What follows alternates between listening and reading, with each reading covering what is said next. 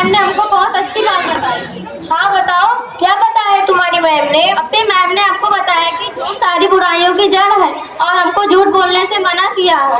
हाँ, तुम्हारा स्कूल तो बड़ा ही अच्छा है, इसीलिए तो अम्मी ने तुम्हारा एडमिशन वहाँ पर करवाया है ताकि तुम अच्छी बातें सीख जाओ। हाँ फिर हम आपसे कभी झूठ नहीं बोलेंगे। और मैम ने हमको आज अब्दुल कादिर जिलानी का वाकया भी बताया। उन्होंने बताया कि अब्दुल कादिर जिलानी डाकुओं के सामने भी झूठ नहीं बोलते थे। अपने अब्दुल कादिर जिलानी बहुत सच्चे थे ना? हाँ, वो बाद में बहुत बड़े बुजुर्ग हो गए थे, तभी तो लोग उनका नाम इज्जत से लेते हैं। आ रही हूँ। अस्सलाम वालेकुम। वालेकुम अस्सलाम। बहन जरा देर से जो किताब भिजवाई थी वो दे दीजिए। हमारी किताब तो एक लड़की लेकर गई है। हाँ ठीक है, मैं जा रही हूँ।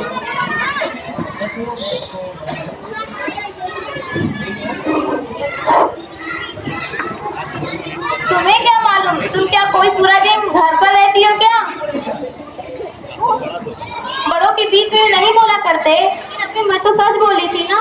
अभी तुम छोटी हो, समझती नहीं। ये लोग हमारी चीजें लेकर जाते हैं और खराब करके दे देते हैं। अभी ये तो खुला हुआ झूठ है, किताब तो मेज पर रखी हुई है।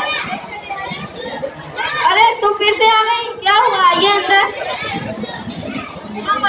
वालेकुम अस्सलाम, बैठ जाइए। लड़की ने आपको किताब दी थी? नहीं बहन, अभी तक तो उस लड़की ने हमारी किताब नहीं दी है।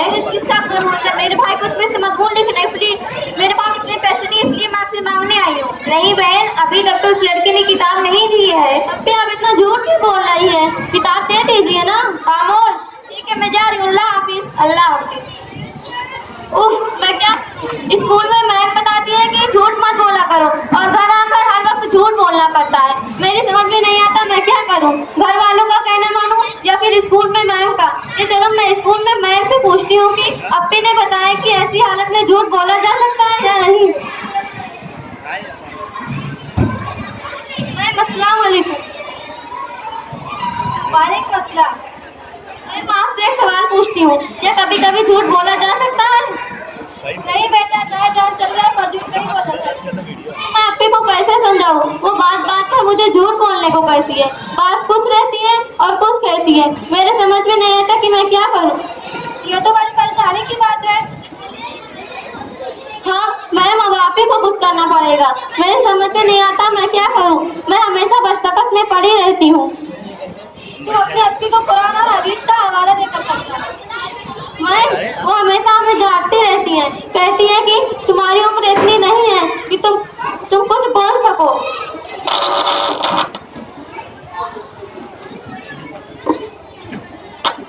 तुम अपनी अप्पी को ये किताब दे देना और कहना कि आप इसे पढ़िए, आप इसे पूरा पढ़िए और समझने की कोशिश करिए। सुनिए मैम,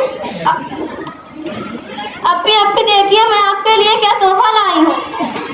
अरे देखो तो, मेरी बहन मेरे लिए क्या लेकर आई है। वाह, किताब। इसका उन्वान तो है झूठ एक कबीरा गुनाह है, लेकिन तुम मुझे इसे क्यों दे रही हो? अप्पी ये मेरी फेवरेट किताब है, मैंने सोचा कि अपनी प्यारी अप्पियों को पढ़ाऊं। आप बस इसे पढ़ती जाइए और आगे देखती जाइए क्या होता है, इससे कौन सी नसीहत हासिल होती है। ठीक है, देखती हूँ।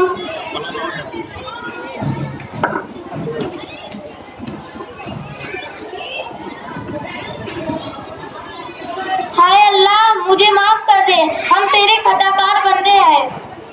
फातिमा, अप्पी मेरी प्यारी बहन, तुमने मेरी आंखें खोल दी। मैंने झूठ बोला और तुम्हें भी सिखाया, लेकिन तुम छोटी होते हुए भी मेरी गलतियों को पकड़ा।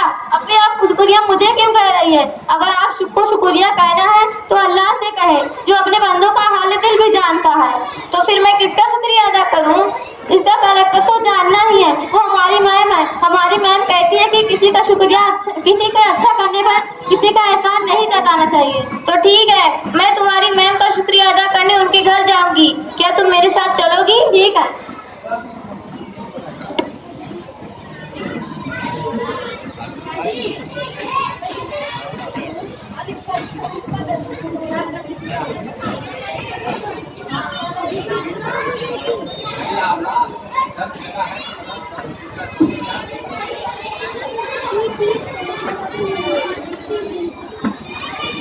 अस्सलाम वालेकुम। अलैकुम। वालेकुम अस्सलाम। कहिए मिजाज कैसा है? हम तो ठीक हैं, और आप कैसी हैं? अल्हम्दुलिल्लाह। कैसे आना हुआ? मैं आपका शुक्रिया अदा करने आई हूँ। आप मेरी आंखों पर से बुराई की पट्टी हटाने में मेरी बहुत मदद की है, और मैं आपसे वादा करती हूँ कि मैं आइंदा कभी भी झूठ नहीं बोलूंगी। अल्लाह का लाख लाख शुक्र है।